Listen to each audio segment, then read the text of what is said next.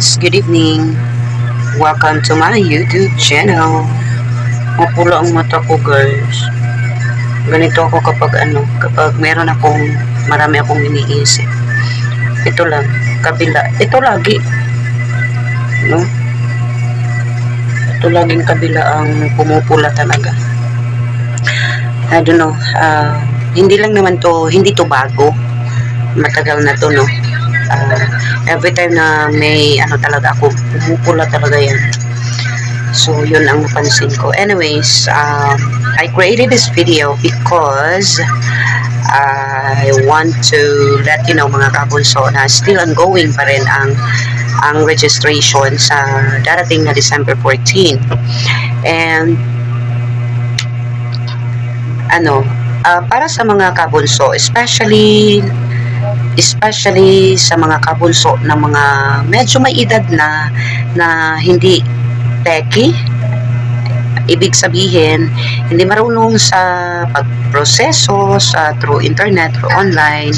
Guys, wag na kayong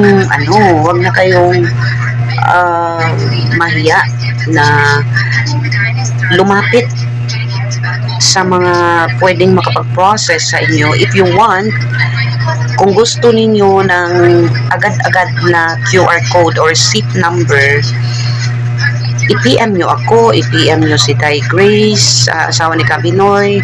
Marami po ang pwedeng makapag-process sa Just Root. Sino pa po yung mga hindi talaga busy, pero si Just Root parang busy ata. I-PM nyo kami kasi ayokong pangalanan, no? May kabunso na wala pa ring seat number and still waiting sa seat number because iba yung pinaproseso nila, nagbayad lang sila tsaka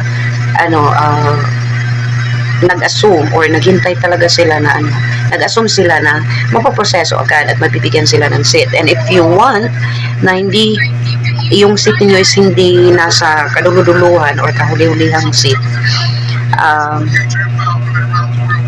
kayo mag-isip-isip, no?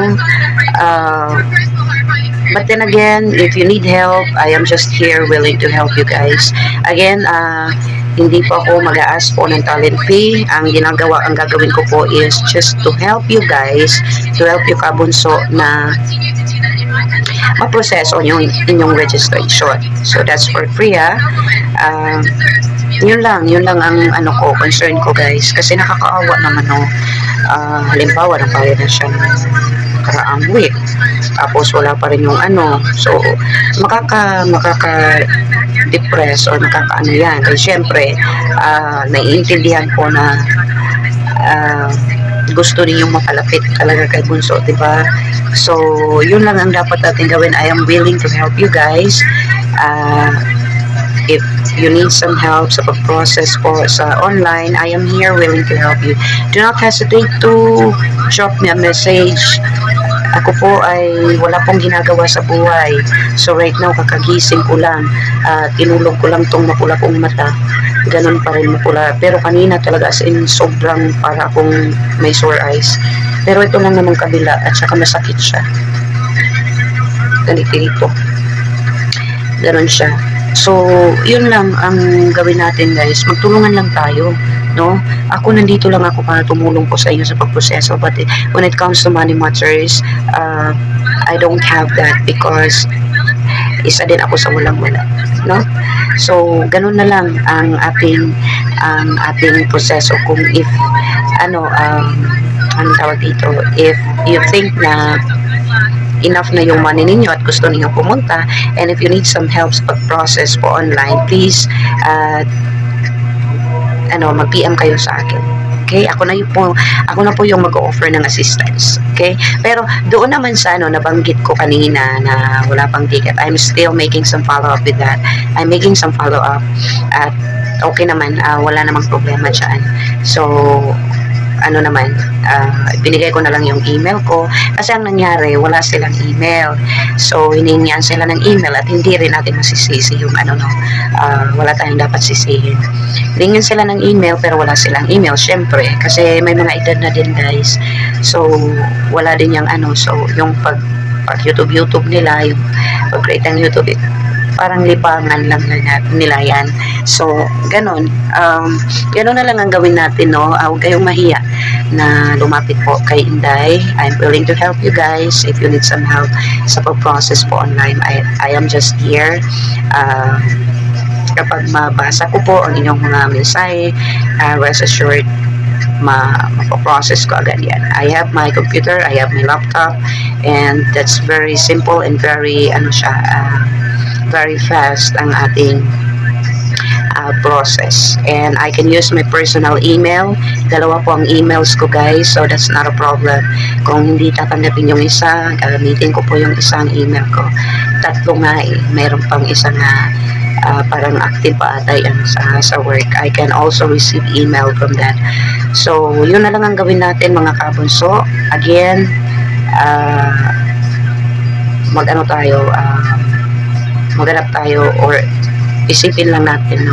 Para walang hindi tayo ma-discourage. Siyempre, di ba? Baka nasa huli na naman kami nito. Siyempre, talaga, the bottom line is, kasi malapit ng tsaka huli din kayo na nagbayad. Nasa talaga kayo, pero kung meron pang, kung nauna pa sana kayong nagbayad, nauna kayong nagbayad at saka parang naka-process, parang nauna kayong nag-send ng payment, tapos all of the sudden may nag-register, di ba? Mga ilang days may nag-register. Syempre, sila yung mauuna kasi sila yung unang nakapag-register. The bad thing is, ikaw yung unang nag-send ng payment, tapos ikaw yung mahuhuli pa doon